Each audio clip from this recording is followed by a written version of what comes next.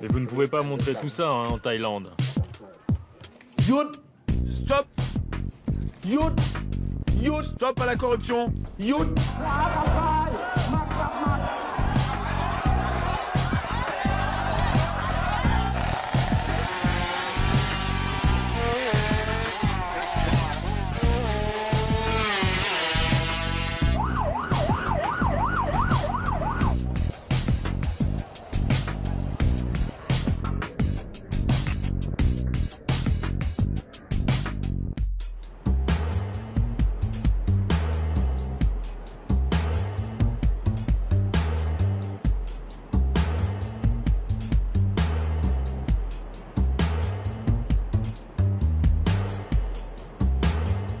Bangkok, cité des anges ou ville de tous les dangers. L'envers de la carte postale thaïlandaise, c'est le règne des gangs, de la corruption policière, un des taux de criminalité les plus élevés au monde. Bienvenue à Bangkok, 10 millions d'habitants, capitale du royaume de Thaïlande.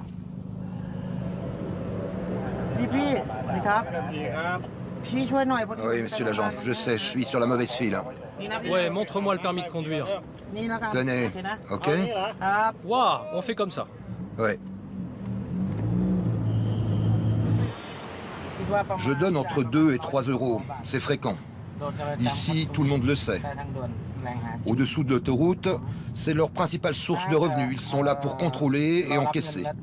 La police peut demander jusqu'à 4 ou 5 euros. Et si vous ne payez pas, qu'est-ce qui se passe? Ils vont retirer mon permis. Je perdrai mon temps et ça va me coûter encore plus cher. Peut-être jusqu'à 20 euros si je vais au commissariat, ça dépend. Donc si je donne maintenant, je ne perds pas mon temps. À Bangkok, la corruption est partout. Beaucoup ici la considèrent comme un impôt direct, de la main à la main. Mais il y a du nouveau. Un homme politique qui a fait de la corruption son cheval de bataille. Je me suis toujours demandé pourquoi il y avait autant de problèmes de corruption en Thaïlande. Et surtout pourquoi personne ne voulait régler sérieusement cette question. Puis j'ai réalisé une chose simple. La corruption fait partie de notre vie, de notre culture. Ici, on considère qu'il faut payer, sinon tout est lent et compliqué. La majorité des gens ici acceptent la corruption comme une fatalité. Seulement, une infime minorité la condamne.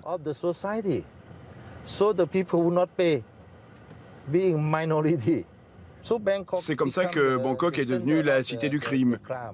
Le gouvernement a un budget qui est entièrement bouffé par la corruption et ainsi il n'y a plus d'argent pour s'acquitter des salaires ou augmenter les policiers par exemple. C'est la raison de tous nos vices et nos problèmes. On en revient toujours à la corruption. S'il y avait plus d'argent, il y aurait plus de moyens. Chouvit est député. Et comme tous les mercredis, c'est le jour où il va faire parler de lui au Parlement. Prenez ce badge. D'ici peu de temps, le slogan sera célèbre. Stop corruption. Chouvit est un outsider à la fois populaire et craint. Tout le monde sait ici qu'il n'a peur de rien. Il n'hésite pas à parler ouvertement. Pourquoi, d'après vous, y a-t-il des problèmes de développement dans notre pays? Pourquoi voyez-vous des routes laissées en chantier?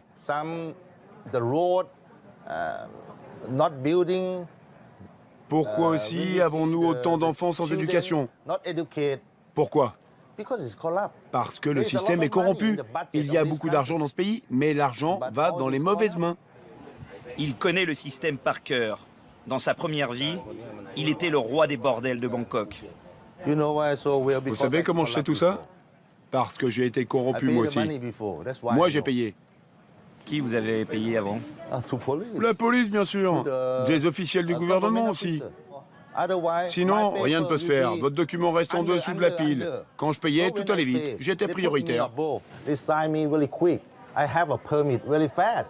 Le proxénète le plus célèbre de Thaïlande a bâti sa fortune en toute illégalité, en payant la police à tous les échelons pendant des années. Son virage à 180 degrés n'a rien à voir avec la morale ou sa conscience. Il a simplement été trahi par ses protecteurs et a décidé de se venger. Comme chaque mercredi, il s'apprête à dénoncer un scandale avec nom et détails. La mairie de Bangkok est minée par les problèmes de corruption. J'accuse devant vous la société Thanacom, la société de celui qu'on appellera Monsieur Superman, de corruption aggravée. Pourquoi et comment obtiennent-ils tous les contrats de la mairie de Bangkok, hein? Dites-le moi. Il n'y a jamais d'appel d'offres. Pourquoi? Parce que la mairie passe directement par la société Thanacom.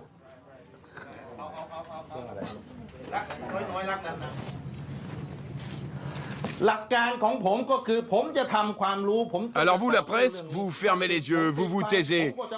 Mais je veux que vous sachiez que moi, je continuerai à combattre cette maladie de la corruption. Je vais y laisser ma fortune. Je m'en fous. J'aime cette guerre. Voilà 100 000 badges. Portez-les. Prenez. Allez, prenez. Stop. Stop. Stop à la corruption. Prenez mes badges.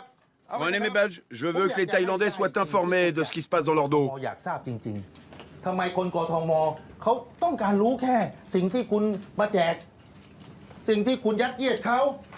À Bangkok, on aime les armes à feu. Posséder un pistolet est une habitude et pour s'en procurer, deux solutions.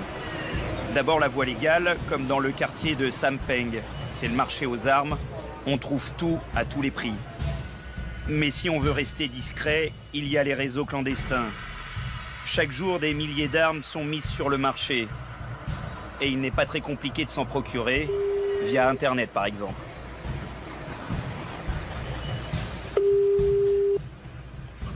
Allô? Bonjour, je suis bien en ligne avec Kampu. Bonjour. Je vous appelle à propos de l'annonce pour le 9 mm.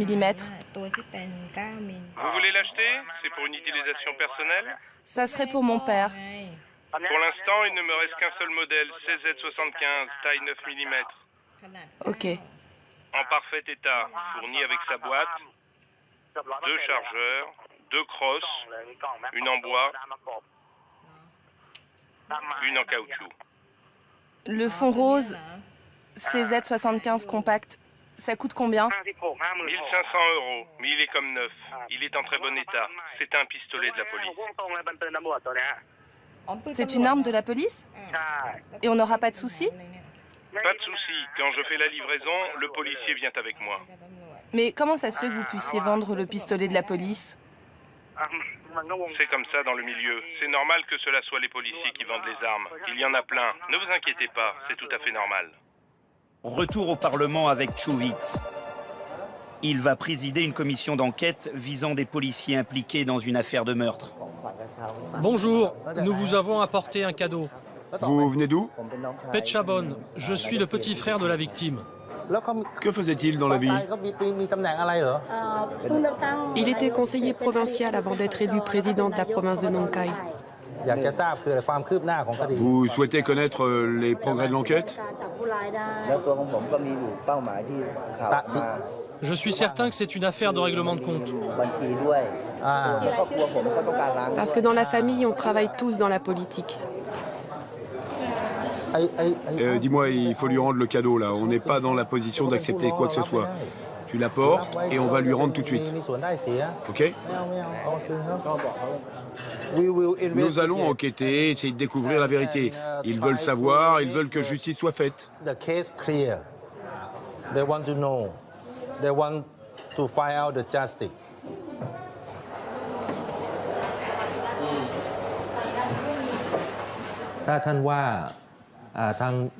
Donc, vous nous dites que le tireur est un policier. Pouvez-vous nous donner un tout petit peu plus de détails? Le conflit entre la police et ma famille existe depuis toujours. Et nous gardons toutes les preuves. Je ne parle pas de politique. Je cherche le coupable qui a tué mon frère. Je pense que c'est un policier. Premièrement, à cause du type de l'arme, que les civils n'ont pas le droit de posséder.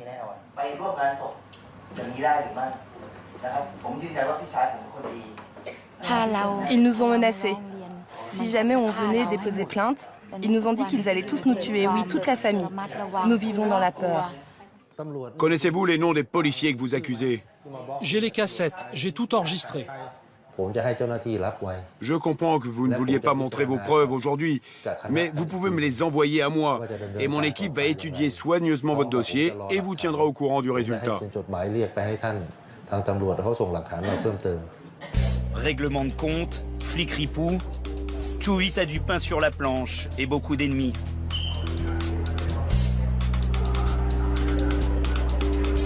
Mais il peut aussi compter sur 2 bons amis pour le défendre.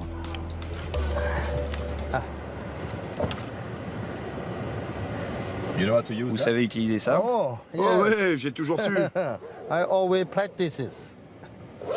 Ne laissez pas la housse au soleil, ça abîme les armes.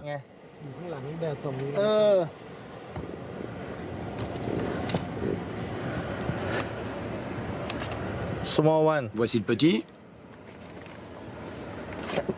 Et là, son grand frère. Les armes, il les a pour se défendre. Mais de l'autre côté de la ville, on s'en sert pour attaquer. Nous rencontrons Nae, un ancien membre du gang Oros, le plus célèbre de la capitale. Mais vous ne pouvez pas montrer tout ça hein, en Thaïlande. On va m'arrêter sinon. Vous l'avez utilisé? Oui, c'est un cadeau. On me l'a offert.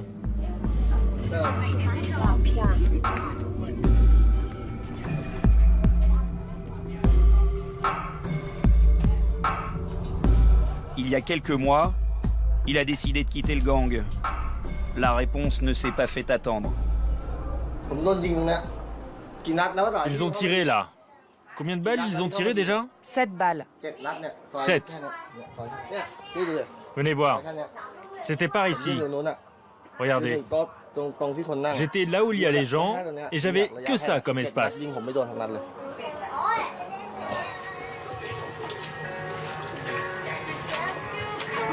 Ouais, j'ai eu de la chance. Je n'ai pas été du tout touché. Vous voyez? Il y a encore les impacts. Nous étions 3. J'étais ici. Et le tireur était en face. Je suis passé par là pour me planquer. Là-dedans, ouais.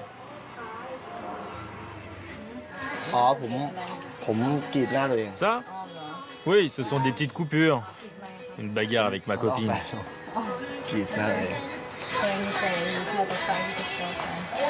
Ah ouais, là, c'est ma tête qui a rencontré une bouteille. Là, par contre, oui, c'est une balle. Ouais, j'ai beaucoup vécu par rapport aux jeunes gens de mon âge. Toutes les scènes violentes, ces allers-retours en prison. Vous savez, c'est plus difficile de quitter le gang que d'y rentrer. Le gang, c'est comme une famille. Aujourd'hui, Nae a rejeté la drogue, le trafic, les meurtres. Il essaie de refaire sa vie. Il a monté chez lui une petite salle de jeux vidéo d'un genre qu'il connaît bien. Les gamins du quartier sont ainsi très tôt plongés dans l'ambiance. J'essaie quelques revenus sans rien faire. Mais c'est légal. Et je n'ai pas besoin de sortir travailler. C'est mieux. Aujourd'hui, je dois éviter de trop sortir. Tu sais, l'état d'esprit du gang, on le garde pour toujours. Si on va se promener hors du quartier, en dehors de notre territoire, il faut qu'on planifie les choses. Si jamais on tombe sur un gang rival, il faut vite téléphoner à son groupe pour qu'ils viennent t'aider.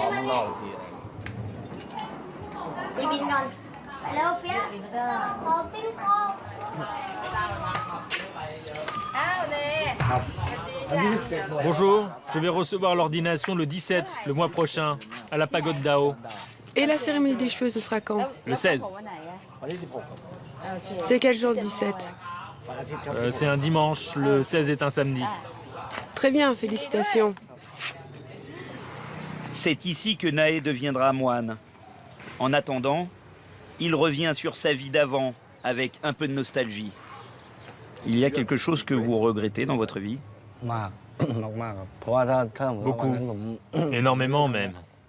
Vous savez, mes anciens camarades d'école sont aujourd'hui prof ou soldat, alors que j'étais meilleur qu'eux à l'école. Mais c'est moi qui ai choisi ce chemin. Quelle est la pire des choses que vous ayez faites? Vendre de la drogue. Quitter mon école pour plonger entièrement dans ce milieu. Au début, je le faisais à temps partiel. Mais très vite, j'ai plongé pour devenir un pro. J'ai tout rejeté, tout risqué. J'ai foutu en l'air toute ma vie. Première des choses dans le gang, on vend de la cam. Même si tu ne veux pas, il faut le faire. Et tu gagnes ton argent comme ça. Ensuite, le plus dur a été de tuer quelqu'un que je connaissais bien. Mais c'était un ordre du gang. Hey, tu vas où? Je vais au boulot. Moi, je me fais moine le 17. Ouais, je vais me faire raser la tête.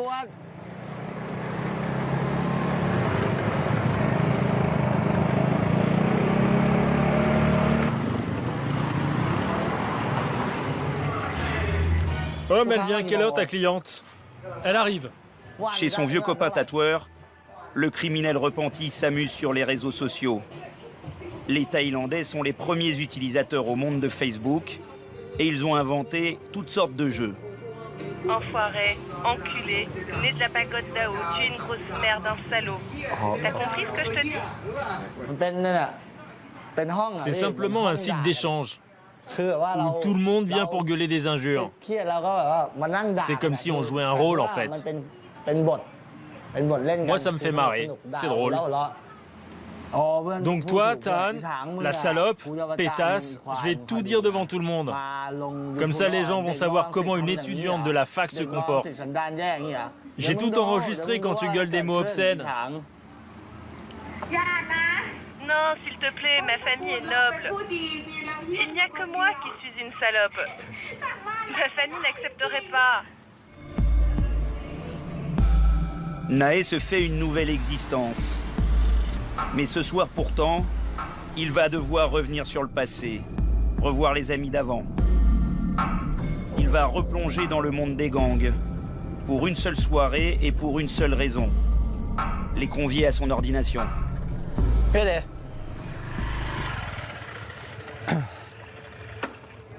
T'as été libéré d'où? De Korat? Mon frère a été transféré de Klong Pai dans le nord-est. Il y a des types poignardés tous les jours à Klong Pai. Le rendez-vous est pris sur le parking d'une boîte de nuit. La plupart de ceux qui arrivent sont recherchés par la police. Vous venez aussi à ma cérémonie? J'ai écrasé un flic, j'ai trop la trouille. Ma copine s'est fait arrêter. On va me buter. J'ai trop la trouille.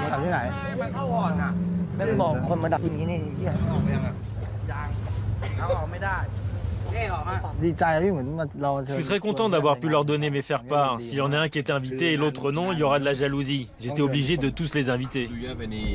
Vous êtes triste de les avoir quittés? Non, non, pas de regret.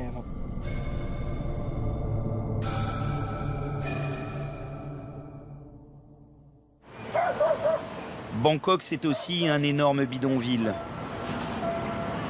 Ils sont 3 millions à s'entasser dans ces zones de misère et de non-droit.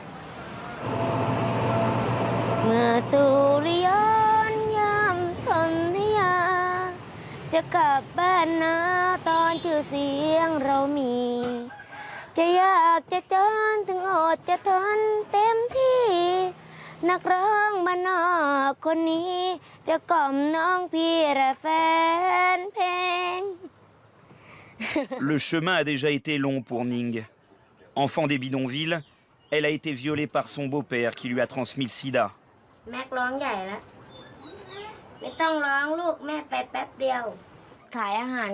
On a essayé plein de choses, on a vendu de la nourriture dans la rue, mais ça n'a pas marché.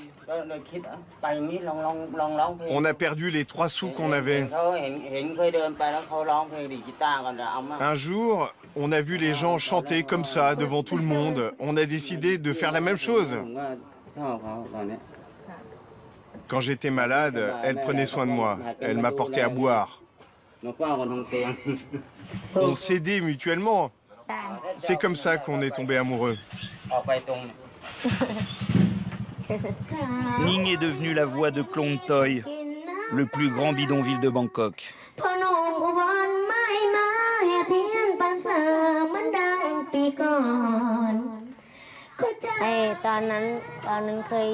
Quand j'étais petite, je vivais dans un autre endroit. Le premier soir où mon beau-père m'a violée, j'étais toute seule. Ma mère et ma tante étaient au travail. J'ai tout dit ensuite à ma grand-mère et elle m'a dit d'aller voir la police, mais je n'ai pas osé.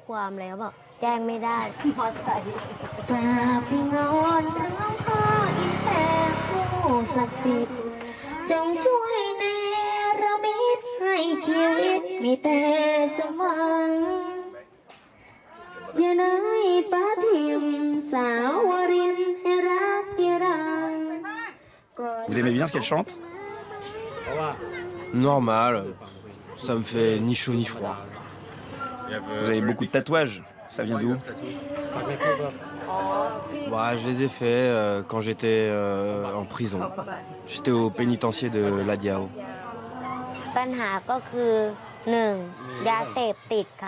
Le problème numéro 1 à Klong Toei, c'est la drogue. Il y a quelqu'un l'autre jour qui a voulu frapper ma mère. J'ai dit que j'allais aller voir les flics, mais ma mère m'a dit de laisser tomber. C'est des gens qui boivent trop.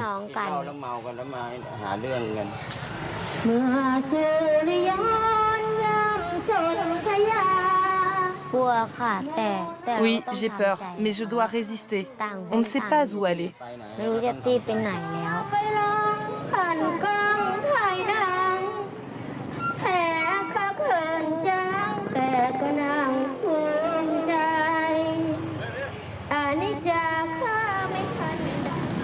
Drogue, crime, pauvreté. Le cocktail des bas-fonds de la capitale est un poison violent. Les Thaïlandais ont besoin d'antidotes pour survivre. Les combats de coqs, par exemple, c'est l'une des distractions les plus populaires dans le pays. Parier sur les combats est totalement illégal, et pourtant, un peu partout dans la ville, on rencontre ces arènes. Messieurs, si vous êtes prêts, allez, placez vos mises.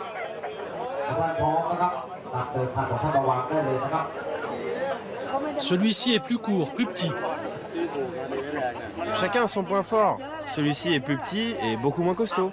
Ok, on le fait combattre. Les coqs sont de véritables bêtes de concours, sélectionnés, formés, affûtés. On vient de toute la Thaïlande pour mettre son poulain sur ce ring de Bangkok. C'est le début d'une longue journée, une cinquantaine de combats, des sommes énormes qui vont se perdre et se gagner. Pisset est un bookmaker, un professionnel des paris qui aujourd'hui va en profiter. 2000, est-ce que vous êtes prêts? Ici, c'est comme un stade de boxe. Les gens ne parlent pas forcément. Sur fond de paris clandestins, le premier combat va commencer. Il se fait en 12 reprises comme à la boxe. Les combats de coqs existent depuis des générations, donc on continue. On en voit tous les jours des combats. On adore ça, parier, car c'est facile. Est-ce que c'est légal? Disons que les flics ferment les yeux et tout le monde est content.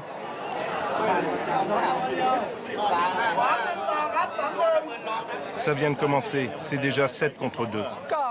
C'est parce que le bleu n'a aucune énergie. Il est peut-être malade. 4 rounds pour 1. 2000. 2000. Tu m'as dit 1000 tout à l'heure, menteur.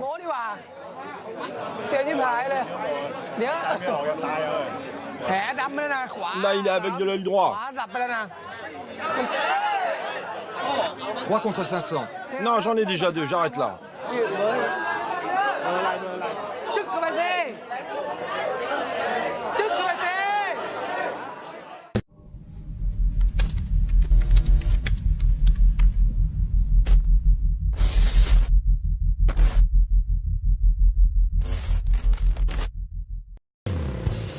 Bangkok est saturé de véhicules.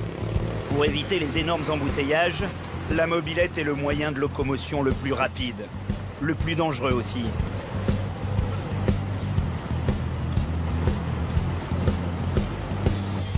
Mais sur l'asphalte de la capitale thaïlandaise, des pilotes d'un autre genre sont nés, on les appelle les racers. Je suis en train de modifier la longueur du changement de vitesse. La partie arrière a été raccourcie. Avant la modification, elle montait à 160 km/h. Et nous, on la booste pour qu'elle monte à 230 et même 250.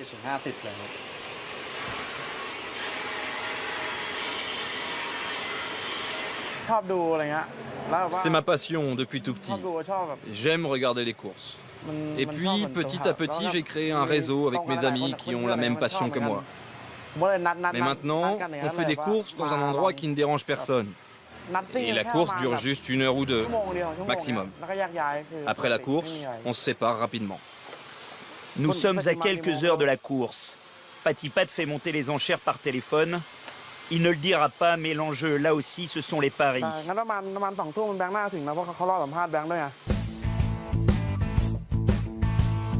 Comme chaque nuit, des jeunes racers vont risquer leur vie.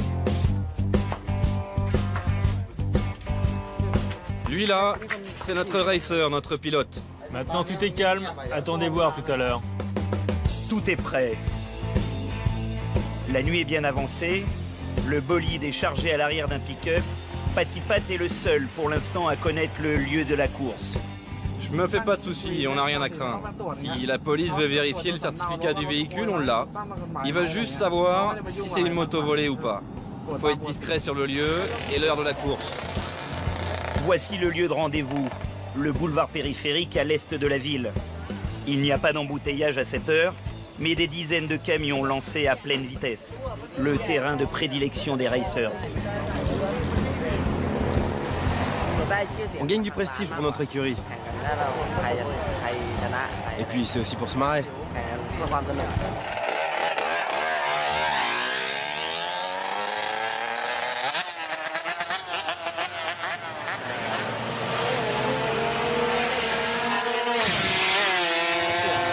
Du risque? Bah oui, c'est risqué. Mais on a choisi cette route parce que c'est peu fréquenté. Et il est très tard. Je pense qu'il y a très peu de possibilités d'avoir un accident, seulement 1%.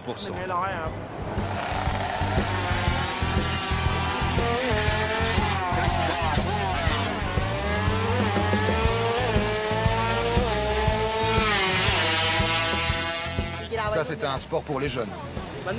Il n'y a pas de vrai terrain pour nous. Il y en a, mais... Et en plus, c'est payant et il y a trop de règles sur les pistes officielles. Et on ne peut pas pousser les motos autant qu'on veut.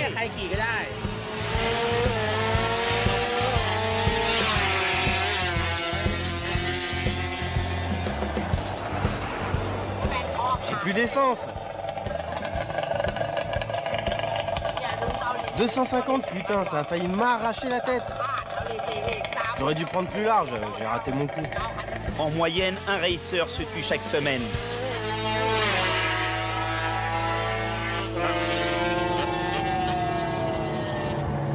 Il y a eu cette année plus de 70 000 accidents de la route, 7 700 morts. C'est pour cela que Bangkok a ses équipes d'anges gardiens. Ouais, tu leur dis qu'on est sur le coup, on arrive. On les appelle les ramasseurs de cadavres. Les équipes de la fondation Poteng Tung sont souvent les premiers à arriver sur les lieux.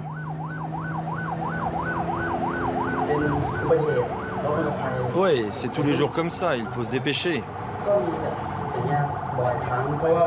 Car les blessés sont souvent en très mauvais état.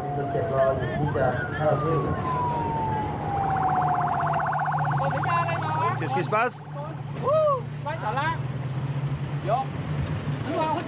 C'est un petit accident, c'est rien. Accident de la route, assassinat, suicide, ils sont là pour prendre en charge toutes les morts violentes.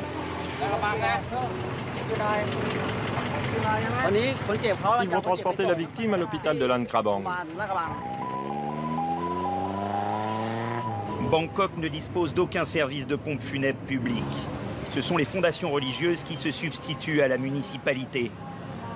Les ramasseurs de cadavres se branchent sur les fréquences radio de la police pour s'informer. Il faut dire qu'ils sont aussi surveillés de près, car cette œuvre de charité est surtout un business très lucratif. Il y a compétition entre les fondations. Où c'est? Plus de cadavres on ramasse, plus de dons seront faits à la fondation. C'est le business de la mort. Vous avez beaucoup de concurrence? Oui, il y en a. Ça dépend des quartiers.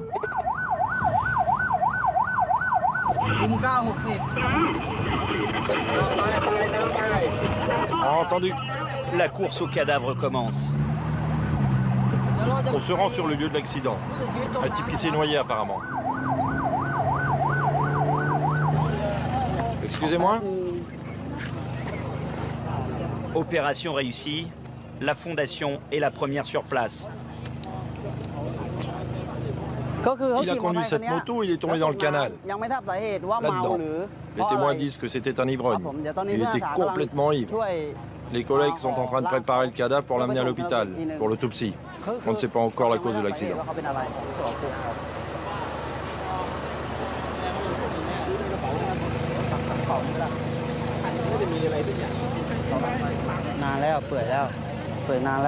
Je fais vérifier ses poches. La peau est toute fripée. Ça fait un moment qu'il est mort, ce type. Il a seulement 20 bahts sur lui. 24 524, ça sera mes chiffres pour le loto. S'il n'est pas identifié ou réclamé, comme c'est souvent le cas, ce cadavre va rejoindre le cimetière de la Fondation, puis plus tard sera incinéré. Bangkok. Rendez-vous à la brigade des stupéfiants. Les stupes thaïlandais font partie des meilleurs du monde. Il faut dire que Bangkok est une plaque tournante depuis plusieurs décennies. Héroïne, drogue de synthèse, c'est aujourd'hui l'arrivée de la cocaïne sur le marché qui inquiète les enquêteurs. C'est qui? Des suspects. Des suspects dans le trafic de drogue? Correct. Oui, correct. Des Thaïlandaises recrutées par des Ouest-Africains.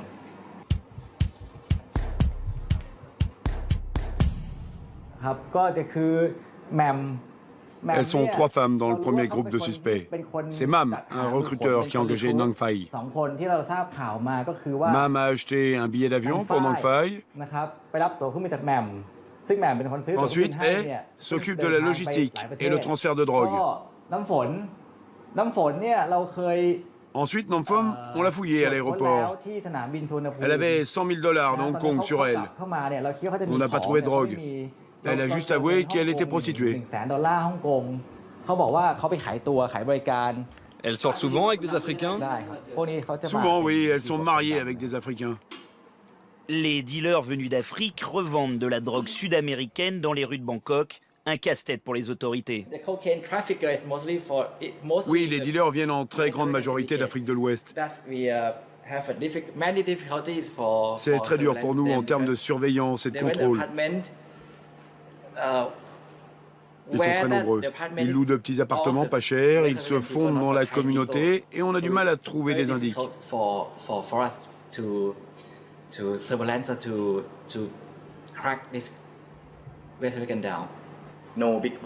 Non, ils n'ont pas de patron, pas de vrai réseau. Leur technique, c'est de recruter des Thaïlandaises par groupe de 2 ou 3 filles pour leur servir de mule et en même temps de couverture.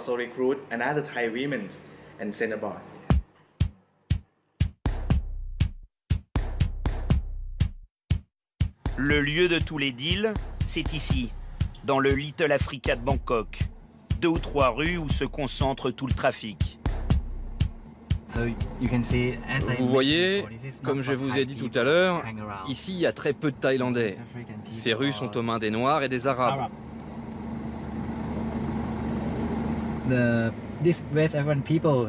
Alors nous, on se fait vite repérer. En plus, ils utilisent des transports en commun, des motos. Ils sont mobiles et rapides. C'est très dur de les pister.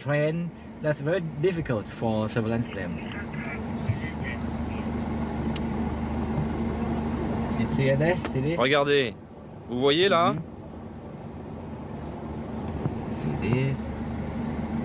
Ce ne sont pas des touristes. Le type a 2 portables dans la main. Je peux vous le dire, il n'est pas là pour visiter les temples.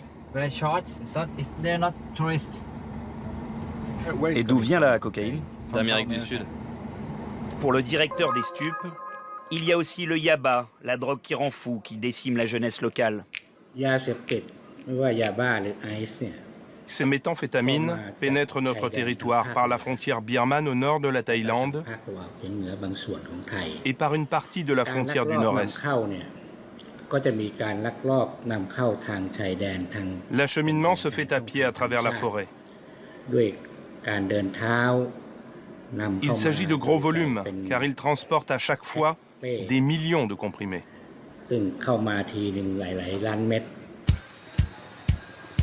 Direction Runana, en plein Little Africa. Ici, les stupes de Bangkok reconnaissent ne pas pouvoir y aller. Nous allons recueillir le témoignage d'un dealer africain résident du quartier. Ouais. Nous filmerons en caméra cachée. T'es en haut là? Ok, j'arrive.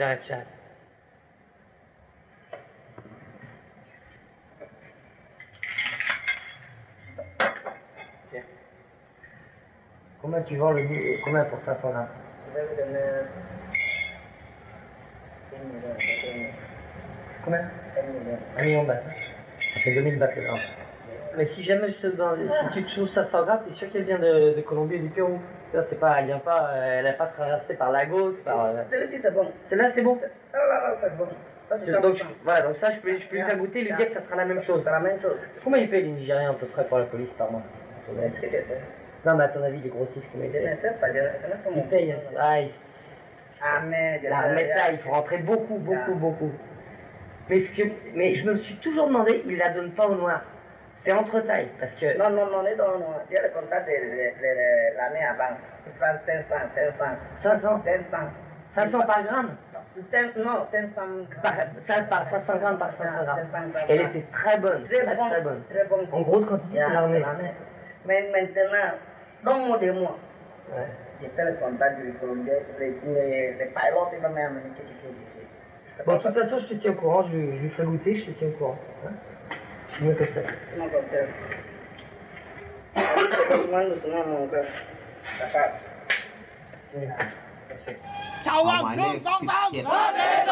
Chaque année, des milliers de Nigérians, Camerounais ou Sénégalais font le grand voyage. La tête pleine de rêves de l'Eldorado thaïlandais. Refaire sa vie loin de l'Afrique et réussir. Dans le football, par exemple. Landry est agent de joueur. C'est une success story locale. Il essaie de soutenir sa communauté. C'est vrai que c'est pas facile. Il faut toujours prouver, montrer que vous êtes 10 fois plus fort que les Thaïs. Ouais, c'est ça. Bon, ben, c'est mon boulot. Je suis là pour les aider à s'intégrer et aller de l'avant. Mais les stars du foot sont de rares élus. La filière africaine, c'est souvent une aventure qui finit mal. Apparemment, ces derniers temps, il y a pas mal d'Africains qui sont détenus à l'intérieur. Il y a beaucoup de rêves brisés, de fortune des Africains qui sont venus tenter leur chance en Asie et qui se trouvent ici. Ouais, tous les jours, et ils en arrivent, et d'autres, c'est carrément la catastrophe. Quand ils tombent sur la maille de la police, ils se font choper, et ça tourne mal pour eux. Ils n'ont pas de sentiments, les Thaïlandais. Même si vous avez fait un enfant et que demain vous chopez avec cet enfant, l'enfant a 2 jours, c'est la cellule avec votre enfant, jusqu'à la déportation. Et il y a du racisme, comment ça se passe? Toujours, ça ne manque pas le racisme. Hein. Ça commence dès l'aéroport.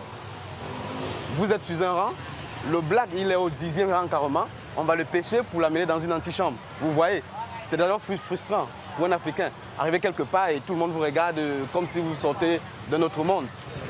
Le centre de détention des étrangers est un lieu bien connu des ressortissants africains. Presque un passage obligé pour beaucoup d'entre eux. On visite une Camerounaise qui est détenue ici depuis presque 2 semaines maintenant. Je vais un peu essayer de voir ce qu'il en est, quoi. Elle est détenue pourquoi? Probablement une histoire de visa.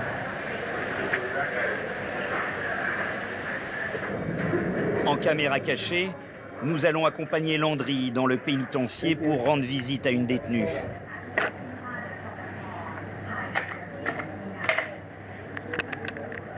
Ici, c'est une plongée en enfer. Des cellules bourrées à craquer, des étrangers que personne ne réclame et qui vivent ici depuis plusieurs années. Des Africains détenus sans raison, sans aucun espoir. Après la fouille, nous pénétrons dans une salle bondée. Les visites se font les uns à côté des autres. Il est quasiment impossible de s'entendre.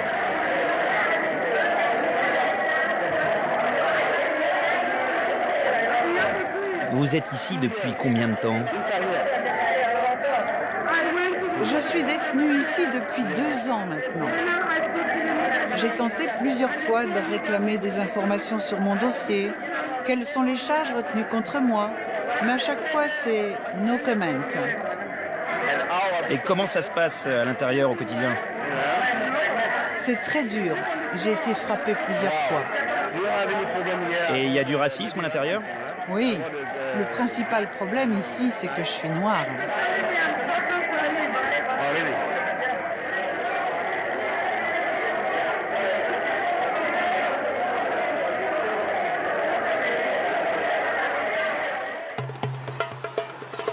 Quartier de Lac Prabang, dans le nord de Bangkok.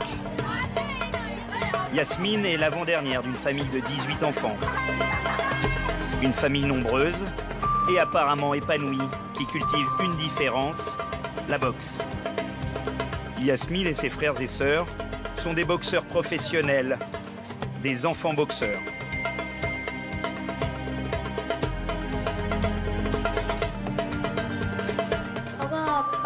Les autres de mon âge vont à la madrasa ou restent à la maison sans rien faire. Moi, je préfère aller aux séances d'entraînement. Je m'y sens bien. 2 heures d'entraînement tous les matins, 3 heures tous les soirs, 10 km de course à pied, une centaine de pompes. Le quotidien de ces gamins ressemble à une vie de gladiateur. Bras tendus! Garde bien l'équilibre. C'est bien. Droite, descends un peu. 1, 2. 1, 2, 3, continue. Baisse ta tête. Baisse ta tête. Baisse à fond, à fond, à fond. Coup de pied droit sur mon ventre. Droite, droite. Lève les pieds et 2 coups à la fois. Droite, droite, droite.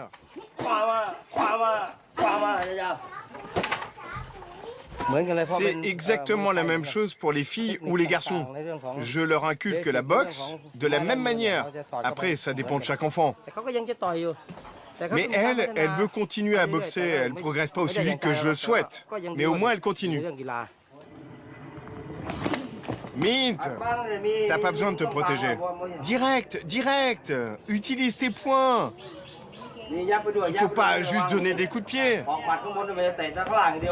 Hé, plus tu grandis, moins tu obéis, toi. Tu me fais chier. Regarde, elle a pas peur de moi.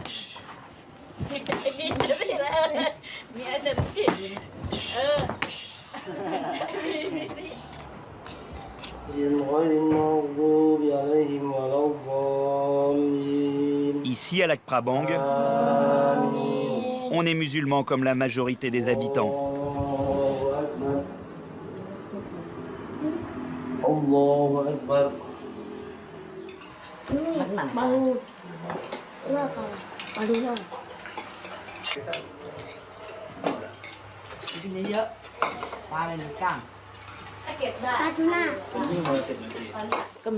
Parfois j'ai un peu peur, mais comme les enfants se préparent bien, il n'y a pas de souci. Toi, tu as déjà pris un KO, mais qui d'autre parmi vous? Levez les mains. L'univers des enfants boxeurs, c'est l'entraînement la semaine et les combats le week-end.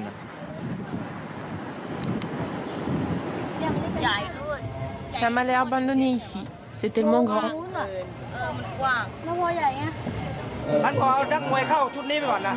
Donc je vais faire rentrer la boxeuse avec mes enfants maintenant.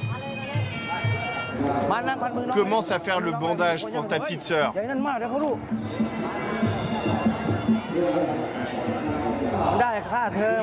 Au début, c'était pour juste faire du sport. Et puis après, on est passé au combat, à la compétition. L'argent sert pour les frais scolaires, leur uniforme.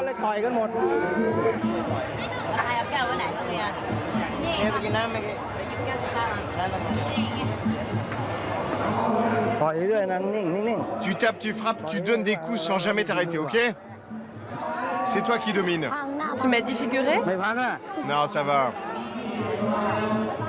Ne la serre pas trop. Donne beaucoup de coups de pied, devant, de côté. Bien stable sur tes 2 jambes. Bien stable sur tes 2 pieds, compris? match entre Yasmine et Onfa. Tu fais gaffe, hein.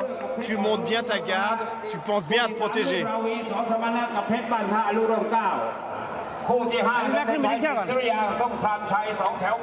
Face à face, deux fillettes de 6 ans. Les combats d'enfants sont interdits à Bangkok, mais l'événement ce soir n'a rien de clandestin. L'amour de la boxe, les paris, le spectacle ont raison de la loi et de la protection des mineurs. Ces gamines s'exposent à des dommages corporels et cérébraux qui peuvent être irréversibles.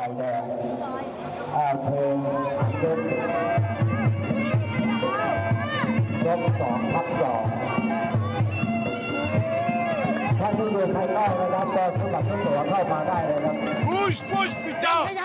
Lance la jambe! Tape! Un coup de pied!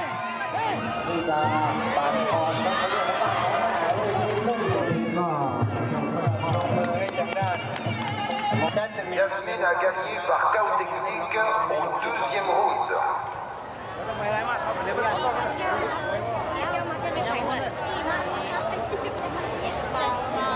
Je pense qu'on ne gagnera pas plus de 10 €. Quand on considère le montant de l'argent, c'est pas du tout rentable. Mais l'enfant gagne beaucoup en expérience. Il rencontre des gens, il se fait des amis. Il y en a qui se concentrent sur les paris et l'argent, c'est vrai. Mais ça donne une mauvaise image de la boxe pour enfants. Applaudissez fort nos petits combattants. Droite contre droite, gauche contre gauche, coup de poing contre coup de poing. Ils combattent comme deux cobras et je le sais, vous adorez ça. Le public est friand des combats d'enfants. Il faut dire que plus ils sont violents, plus les enchères montent. Les paris sur ces combats sont beaucoup plus élevés que pour la boxe des adultes. Mais dans le milieu, on ne parle pas de ces choses-là. Vous êtes ici pour parier? Mais non, je ne suis pas là pour parier. J'observe, c'est tout. Pourtant, tous ces hommes au premier rang autour du ring sont des parieurs et des bookmakers. Allez, allez, 200, 202, vite, vite.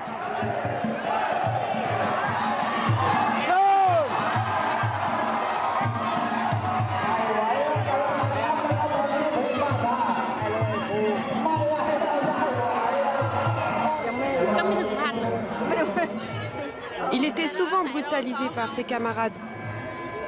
Un jour, mon mari a dit, si on fait tout ça à sa place, notre enfant ne sera jamais un homme. Il faut qu'il sache se défendre. Et c'est comme ça que mon garçon a commencé le Muay Thai. Mais franchement, j'ai peur des blessures.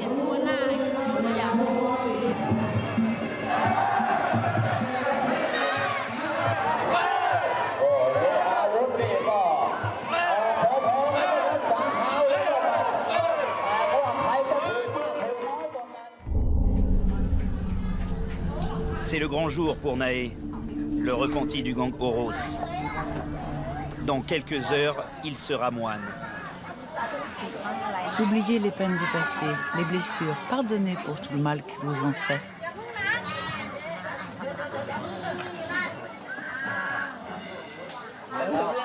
Grand-père, Nae vient te demander pardon. Avec son grand frère, ils vont être ordonnés moines aujourd'hui. Ce n'est pas la peine de te lever, ne bouge pas.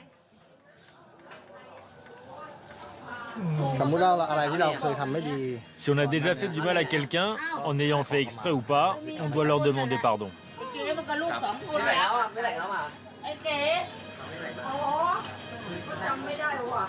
Parmi les invités, ses anciens compagnons de gang.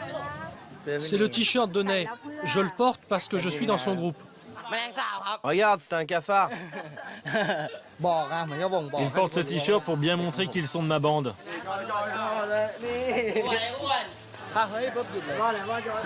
Il suffit que je les appelle et ils débarquent tous. Ils sont prêts à tout pour moi. Et quand il leur arrive quelque chose, c'est aussi de ma responsabilité de les aider. Nae peut aussi compter sur son tuteur qui l'épaule dans ce changement de vie. Maintenant, tu es heureux parce que tu t'engages dans la bonne voie. Par ton courage, tu rends ta famille apaisée. Donc il faut continuer comme ça. Si j'avais fait quelque chose de mal, je te demande pardon aussi. Je te souhaite un avenir plein de prospérité.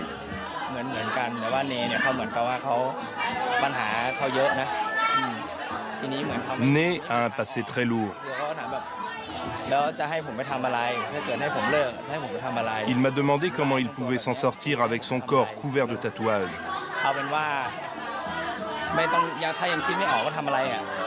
Je lui ai dit que c'était pas grave, même s'il ne savait pas quoi faire encore.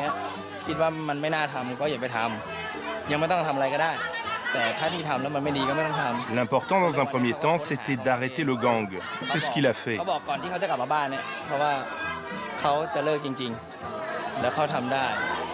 Arrêter le trafic de drogue et les allers-retours permanents en prison. Mon oncle, puis-je vous offrir de l'eau? Oui, merci, Ned. Malgré les airs de kermesse, c'est une cérémonie religieuse qui commence.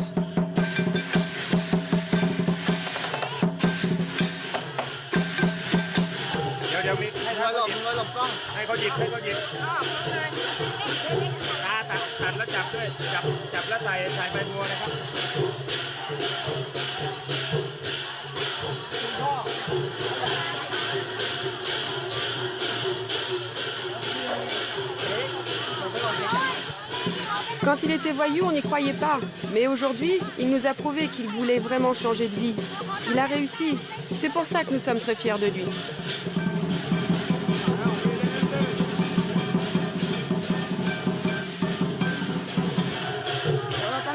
Respecte strictement les préceptes et personne ne peut plus t'atteindre. Si les filles t'appellent, tu ne leur réponds plus. Nos histoires se ressemblent, même si nous n'étions pas du même gang et que je suis plus âgé que Ney. On se croisait tout le temps à l'époque. Je lui ai donné beaucoup de conseils, même après être devenu moine. Je l'appelle souvent. Ney me respecte et c'est moi qui lui ai proposé l'ordination. Le tatouage sur mon front est en taille. Il signifie « Donne-moi la force de réaliser mes rêves ».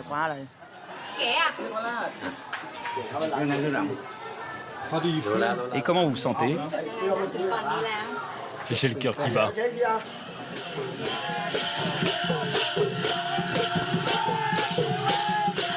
Naé a revêtu sa robe de moine. Même si les anciens membres de son gang sont là, aujourd'hui, une nouvelle vie commence pour lui. Les prières l'apaiseront peut-être.